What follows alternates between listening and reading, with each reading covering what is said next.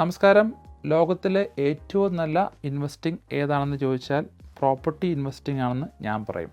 കാരണം 10 മുതൽ 20% കയ്യിലുള്ള നിങ്ങളുടെ സേവിങ്സ് ഉപയോഗിച്ച് പ്രോപ്പർട്ടിയിൽ ഇൻവെസ്റ്റ് ചെയ്യാനും അത് നല്ല ലൊക്കേഷനാണെങ്കിൽ ആ പ്രോപ്പർട്ടിയുടെ ഗ്രോത്ത് കൊണ്ട് അടുത്ത പ്രോപ്പർട്ടിക്ക് ഡെപ്പോസിറ്റ് കൊടുത്ത് ഒരു പ്രോപ്പർട്ടി പോർട്ട്ഫോളിയോ ബിൽഡ് ചെയ്യാനും ഇൻവെസ്റ്റേഴ്സിനെ സഹായിക്കുന്നതാണ് പ്രോപ്പർട്ടി ഇൻവെസ്റ്റിംഗ്. ഒരു സ്മാർട്ട് ഇൻവെസ്റ്റർക്ക് പെട്ടെന്ന് പണമുണ്ടാക്കാൻ ഇതിൽ പറ്റിയ മറ്റൊരു മാർഗ്ഗമില്ല എന്നാണ് ഞാൻ പറയുക. കാരണം ബിസിനസ്സിൽ നമുക്ക് പണം ഇറക്കാം, പക്ഷേ ഒരുപാട് ടെൻഷൻ ഇതിൻ്റെ പുറകിലുണ്ട്. ഷെയറുകളിൽ നമുക്ക് ഇൻവെസ്റ്റ് ചെയ്യാം, പക്ഷേ ഷെയറിൻ്റെ വാല്യൂ എപ്പോഴാണ് കൂടുകയോ അല്ലെങ്കിൽ കുറയുകയോ നമുക്കറിയില്ല. അപ്പോൾ ഉറക്കമില്ലാത്ത പല രാത്രികളും നമുക്ക് സമ്മാനിക്കും.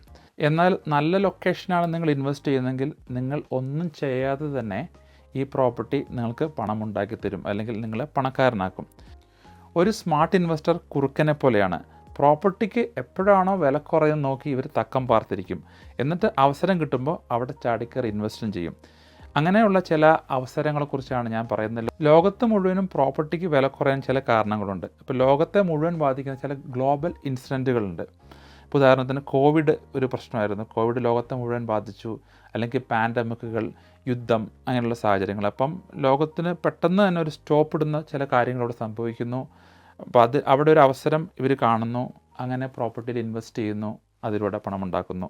രണ്ടാമത്തെ എന്ന് വെച്ചാൽ ഡിമാൻഡ് സപ്ലൈ റേഷ്യോ. ഇതൊരു ജെന്യൂൻ റീസണാണ്. കാരണം എപ്പോഴാണ് ഒരു സ്ഥലത്തിന് അല്ലെങ്കിൽ ഒരു സാധനത്തിന് വില കൂടുന്നത്, അവിടെ ആവശ്യക്കാർ കൂടുന്നു, എന്നാൽ ലഭ്യത ഇല്ല. അപ്പോൾ ഡിമാൻഡ് കൂടുതലും സപ്ലൈ കുറവുമായുള്ളൊരു സാഹചര്യത്തിൽ എപ്പോഴും വില കൂടാനുള്ള സാധ്യതയുണ്ട്. ഇതൊരു നമ്പറാണ്. ഈ ഡിമാൻഡ് സപ്ലൈ റേഷ്യോ എന്നൊരു നമ്പറുണ്ട്. അത് മനസ്സിലാക്കി അവിടെ ഇൻവെസ്റ്റ് ചെയ്യാൻ ശ്രമിക്കുക.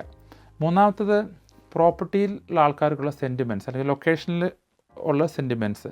ഇപ്പം ബ്രിസ്ബൻ്റെ കാര്യം എടുത്തു കഴിഞ്ഞാൽ, അല്ലെങ്കിൽ സിഡ്നിയുടെ കാര്യം നേരത്തെ എടുത്തു കഴിഞ്ഞാൽ അവിടെ ഒളിമ്പിക്സ് സംഭവിച്ചായിരുന്നു. അപ്പോൾ ഒളിമ്പിക്സ് ബ്രിസ്ബനിൽ ഇപ്പോൾ ഒളിമ്പിക്സ് വരാൻ പോവാണ്. അപ്പോൾ ബ്രിസ്ബനിൽ ഒളിമ്പിക്സ് വരുന്നു എന്ന് വിചാരിച്ചിട്ട് ഇവിടെ ഗ്രോത്ത് ഉണ്ടാകുമെന്ന് കാൽക്കുലേറ്റ് ചെയ്ത് ഒരു മീഡിയ ഉണ്ടാക്കുന്നൊരു ഹൈപ്പുണ്ട്. അപ്പോൾ അതിൻ്റെ പുറകെ വന്ന് പ്രോപ്പർട്ടി വാങ്ങുന്ന ആളുകളുണ്ട്. ഇനി അവസാനത്തേത് ഗവൺമെൻറ് പോളിസീസ്. ഇപ്പോൾ ഗവൺമെൻറ് പോളിസി ആളുകളുടെ ജീവിതത്തെ ബാധിക്കുന്ന കാര്യങ്ങളാണ്. ഇപ്പോൾ ഉദാഹരണത്തിന് ഇപ്പോൾ ഫസ്റ്റ് ഹോം ബയേഴ്സിന് 5% സ്കീമിൽ $1 മില്യൻ്റെ പ്രോപ്പർട്ടി എടുക്കാമെന്ന് പറഞ്ഞ് ഗവൺമെൻറ് ഒരു സ്കീം ഉണ്ടാക്കിയായിരുന്നു. അപ്പോൾ $50,000 ഒരാൾക്ക് ഫസ്റ്റ് ഹോം ബയറിന് അയാൾ എലിജിബിൾ ആണെങ്കിൽ $1 മില്യൻ്റെ പ്രോപ്പർട്ടി വാങ്ങാൻ പറ്റുന്നതാണ് ആ സ്കീം. പിന്നെ അതെന്ത് സംഭവിച്ചെന്ന് വെച്ച് കഴിഞ്ഞാൽ ഫസ്റ്റ് ഹോം ബയേഴ്സ് ജനറലി പ്രോപ്പർട്ടിയെക്കുറിച്ച് വലിയ അറിവില്ലാത്ത ആളുകളാണ്. അപ്പോൾ അവർ $50,000 കൊണ്ട് മാർക്കറ്റിൽ പോയി കഴിയുമ്പോൾ ഇവിടെ അവരെ നോക്കിയിരിക്കുന്ന കുറച്ച് പേരുണ്ട്. സെയിൽസ് ഏജൻറ്റുമാരും ഡെവലപ്പേഴ്സും ബിൽഡേഴ്സും ഒക്കെ. അപ്പോൾ പ്രോപ്പർട്ടിയുടെ പ്രൈസ് ക്രമാതീതമായി ഈ അറിവില്ലാത്ത ആളുകൾക്ക് ഒരുപാട് പ്രോപ്പർട്ടി വിറ്റ് അവർ മാർക്കറ്റിൻ്റെ ഒരു പ്രൈസ് കൂട്ടി. അപ്പോൾ അതിനുശേഷം ഗവൺമെൻറ് പോളിസി മാറ്റി. കാരണം ഇൻവെസ്റ്റേഴ്സിന് ക്യാപിറ്റൽ ഗെയിൻ ടാക്സിൻ്റെ ഒരു റിഫോം കൊണ്ടുവന്നു, നെഗറ്റീവ് ഗിയറിങ് എടുത്തു കളഞ്ഞു. അപ്പോൾ അങ്ങനെയുള്ള കുറേ പോളിസികൾ വന്നു. ഇപ്പോൾ ഇൻട്രസ്റ്റ് റേറ്റ് വീണ്ടും കൂടി, അങ്ങനെ പല കാര്യങ്ങൾ വന്നു കഴിഞ്ഞപ്പോൾ ഇപ്പം ബയേഴ്സിൻ്റെ ഇൻട്രസ്റ്റ് മാർക്കറ്റിൽ നിന്ന് പോയി. അപ്പം ഈ 2 രീതിയിലുള്ള പോളിസി ചേഞ്ചുകൾ പ്രോപ്പർട്ടി പ്രൈസിൽ മാറ്റം ഉണ്ടാക്കി. നല്ലൊരു ഇൻവെസ്റ്റർ ഇപ്പോൾ എന്ത് ചെയ്യും? നല്ല സമയമാണ് പ്രോപ്പർട്ടികൾ വാങ്ങാൻ, ഈ അവസരം മുതലാക്കി പ്രോപ്പർട്ടികൾ വാങ്ങും.